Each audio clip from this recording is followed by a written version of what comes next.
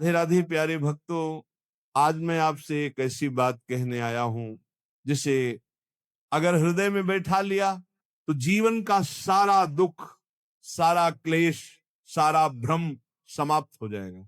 बेटा, एक बात गांठ बांध लो, तुम्हें कोई भी सुखी नहीं कर सकता। कोई नहीं। अगर तुम्हें कोई सुखी कर सकता है तो वह तुम स्वयं हो। अपने विवेक से, अपने विचार से, अपने भजन से, अपने प्रभु के नाम जप से। दुनिया भर के लोग तुम्हें सलाह देंगे, मार्ग बताएंगे, सहयोग देंगे, लेकिन चलना तुम्हें ही पड़ेगा। अगर तुम नहीं चले तो मत सोचो कि कहीं जाकर किसी से मिलकर तुम्हारा दुख दूर हो जाएगा। ये केवल भ्रम है। प्यारे भक्तों, हम बड़े छोटे जीव हैं, हमारे पुण्य भी छोटे, हमारी तपस्या भी छोटी, और ये संसार सुख दुख का माया जाल है। ना दुख सच है, ना सुख सच है।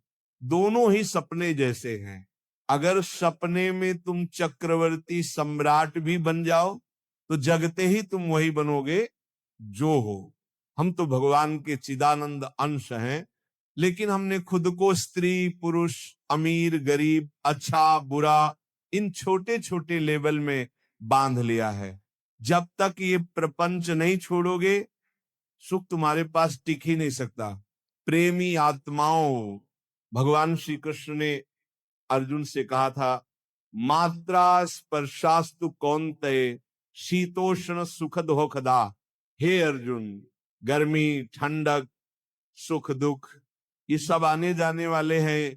तुम इन्हें सह लो, क्योंकि सहने से भक्ति बढ़ेगी, चिंतन बढ़ेगा और मन स्थिर होगा।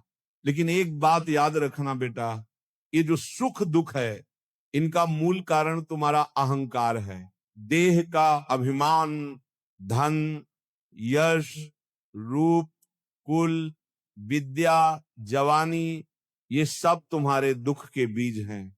सज्जनों, दुख किसी और के पास नहीं, दुख तुमने खुद पकड़ा है, तो छोड़ना भी तुम्हें ही पड़ेगा।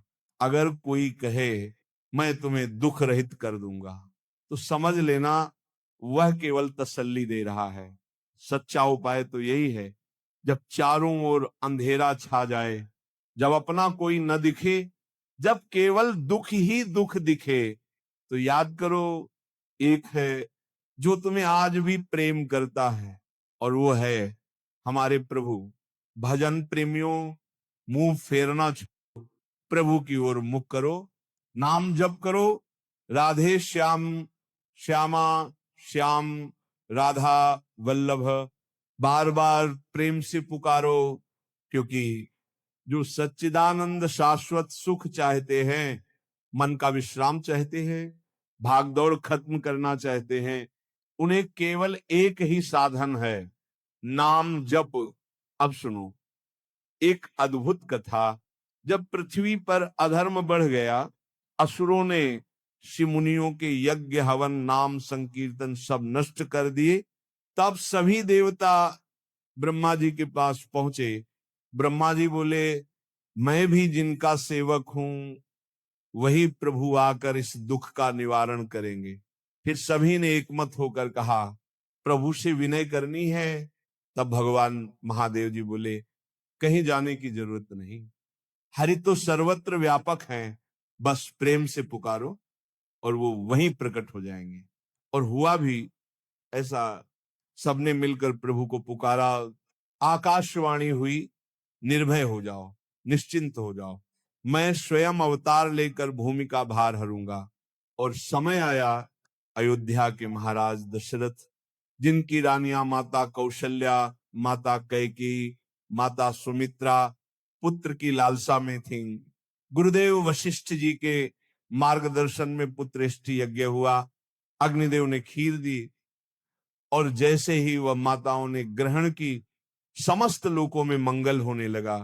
फिर भजन प्रेमियों, वो अद्भुत क्षण आया, चैत्र शुक्ल नवमी, दोपहर का समय, वायु में सुगंध, पुष्प वर्षा, देवताओं का नृत्य, और भय प्रकट कृपाला, दीन दयाला, कौशल्या हितकारी, स्वयं सच्चिदानंद भगवान प्रकट हुए।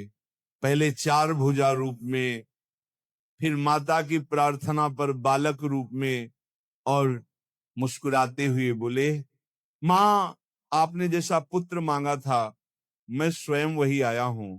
सज्जनों, ये केवल राम जन्म नहीं था, ये संदेश था, जो प्रेम से पुकारेगा उसके हृदय में भी प्रभु का जन्म होगा। और याद रखो, प्रभु के नाम की महिमा प्रभु से भी बढ़कर है, क्योंकि नाम व्यक्ति को नहीं, उसकी बुरी वृत्तियों को नष्ट करता है और उसे जगत पावन बना देता है। इसलिए बेटा, अगर सच्चा सुख चाहिए तो भटकना छोड़ो, प्रेम से नाम लो। राधे श्याम, श्यामा श्याम, तुम्हारा